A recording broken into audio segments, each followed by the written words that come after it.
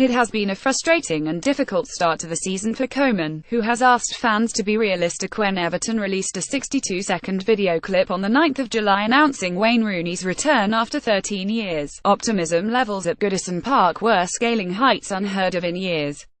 Everton's board had moved swiftly and efficiently to secure the signings manager Ronald Koeman wanted, with Jordan Pickford, Davy Klaassen, Michael Keane and Sandro Ramirez already on the payroll at a cost of £90 million by the time the prodigal son made his way back down the M62 from Manchester United. Romelu Lukaku had made his own £90 million move in the opposite direction, but even that could not overshadow the sense with a club record £45 million deal for Swansea City's Gylfi Sigurdsson in the pipeline that Everton were ready to make an impact among the big hitters.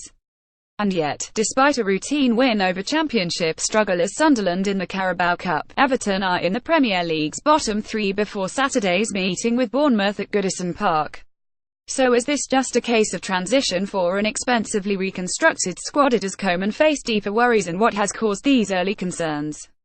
The glaring failure to replace Lukaku. Once Lukaku announced in March that he would not be signing a new contract, he was effectively giving Everton notice he would leave Goodison Park. Everton, with Director of Football Steve Walsh working on deals with Koeman and the board, should have made replacing their 25-goal leading scorer from last season top priority. Spain under-21 striker Sandro was brought in for £5.2 million from Malaga while Rooney made his return. Dominic Calvert-Lewin, England's match winner in the Under-20 World Cup final against Venezuela, is a promising work in progress, as he has proved this season. None, however, carry the pace, power and guarantee of goals that Lukaku brought to Everton and has already delivered at Manchester United. Everton believed they were close to a deal for Arsenal's Olivier Giroud, but were left floundering when he decided to stay. Plan B appeared to have been mislaid. Everton failed to replace Lukaku and then saw him score against them in last Sunday's 40 defeat. The familiar last-day transfer scramble, which Everton fans thought had gone, with the arrival of major shareholder, billionaire Fahad Moshiri, drew a blank, and Koeman, who had regularly flagged up his desire for a striker, was left without their pivotal signing. It was a huge collective failure of Everton's management structure, underlined by only 2 goals in their first 5 league games, both from Rooney, and undermined so much fine earlier work. Even the feel-good factor of Rooney's comeback, and he has been one of Everton's best performers, has been overshadowed by unwanted headlines after he was found guilty of a drink-driving offence. Former Everton winger Ronnie Goodlass, who summarises on the club's games for Radio Merseyside, told BBC Sport, "I think not getting a striker has had an impact on everything. They spent too long getting Sigurdsson done and took their eye off the ball for a centre-forward. You can see Everton are just crying out for a centre-forward. It was, and is, glaringly obvious. I think now, for the next 4 months, Everton could really struggle. They have not been creating anything and have not been keeping clean sheets." Former Everton captain Kevin Ratcliffe was equally concerned by that failure in the transfer window that left a huge Lukaku-shaped hole in Everton's plans. Everton failed to sign Giroud and appeared to have no plan B, having failed to do so. Ratcliffe, who led Everton to 2 titles, an FA Cup and European Cup Winners' Cup in the mid-80s, said, "How did we let this happen?" Him looking at the squad and wondering if it's good enough to be in the top 4. Maybe not, him even thinking whether it's capable of finishing in the top 6, to be honest. The lack of a focal point has resulted in no continuity of selection, with Sigurdsson, an outstanding number 10 bought on his strengths in that position, sometimes shoehorned into the team on the left. It has also led to striker Oumar Niasse, exiled by Koeman after only 45 minutes of the first pre-season friendly following his arrival as manager, then loaned to Hull City, finding his way back into the fold, the £13.5 million signing from Lokomotiv Moscow scoring his first goal for the club against Sunderland on Wednesday, 500 days after his last Everton appearance. He only remains at Everton because a deadline day move to Crystal Palace broke down at the last minute. Everton had to make replacing Lukaku the central plank of their entire transfer strategy. Failure to do so has been exposed painfully quickly. Koeman needs to get real. Koeman was publicly irked by Manchester United manager Jose Mourinho suggesting Everton should aim for the top 4 after £140 million of summer spending, responding, "Let's be realistic." And when asked what was realistic, he said same as last season. Penny for the thoughts of Moshiri, who has already pointed out Everton's team is now 80% Koeman's and that the top 6 is an initial target. Everton's key summer signings: goalkeeper Jordan Pickford, defenders Michael Keane Burnley, Cuco Martina Southampton, midfielders forwards Wayne Rooney Manchester United, Jiffy Sigurdsson Swansea, Nikola Vlasic Hajduk Split, Davy Klaassen Ajax, strikers Sandro Ramirez Malaga. Everton's ambition and aspirations were instantly lifted higher than last season's 7th once he rebuilt his squad, and the sound of same again has hit a discordant note with the supporters. Goodlass says the statement Koeman came out with was wrong. You start giving certain players an excuse.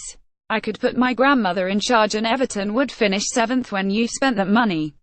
Moshiri has not handed Koeman £140 million to maintain the status quo, and even though he would clearly disagree, Mourinho may have been more realistic than Everton's manager. Productivity remains a problem. Everton have no shortage of players like Sigurdsson and Rooney, but their summer business was arguably poorly balanced. Koeman's buzzword throughout last season and early summer was productivity. The mantra underpinned his desire not to rely on goals from one man if Lukaku left, spreading the load. It was behind the summer transfer strategy which is, at this early stage, looking flawed. With Ross Barkley injured and apparently an outcast, Everton have overloaded in the number 10 position with Sigurdsson, £24 million, former Ajax captain Klaassen and Rooney. The statistics this season make grim reading and, rather than back up Koeman's drive for increased productivity, suggest the ploy is backfiring. Calvert-Lewin's opening goal in the Carabao Cup win was Everton's first goal for 443 minutes. Lukaku carried the burden with 25 league goals last season. Barkley was a distant second on the list with 5. The striker also had 6 assists and Barkley 8. While it is still a season in its infancy, the early signs for Everton are ominous. Only Crystal Palace have scored fewer than Everton's 2 goals. They have not scored at all, while Koeman's side have mustered a dismal 10 shots on target in their first 5 games, with only Swansea's 7 attempts keeping them off the bottom. At this stage last season, after 5 league games, Everton had scored 10 goals and had 37 shots on target.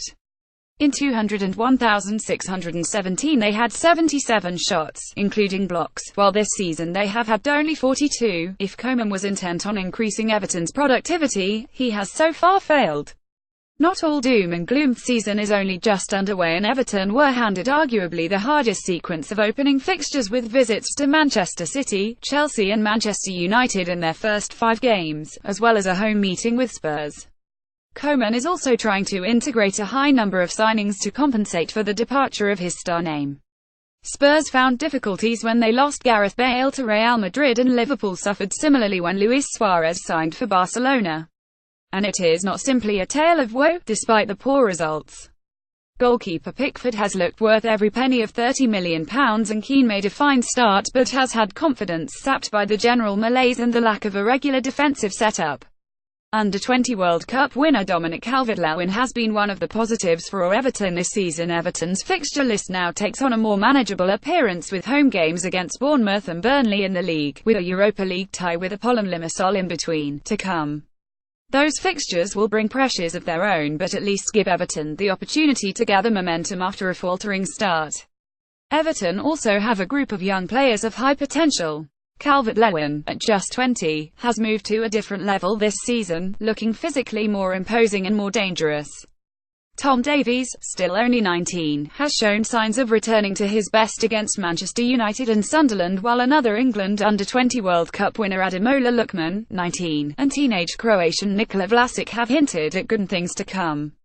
Jonjoe Kenny, 20, is knocking on the first-team door, and along with 19-year-old Kieran Dowell, currently impressing on loan at Nottingham Forest, was one of 6 players from Everton included in England's recent Under-21 squad for the recent European Championship qualifiers against the Netherlands and Latvia, with 20-year-old defender Mason Holgate in the party.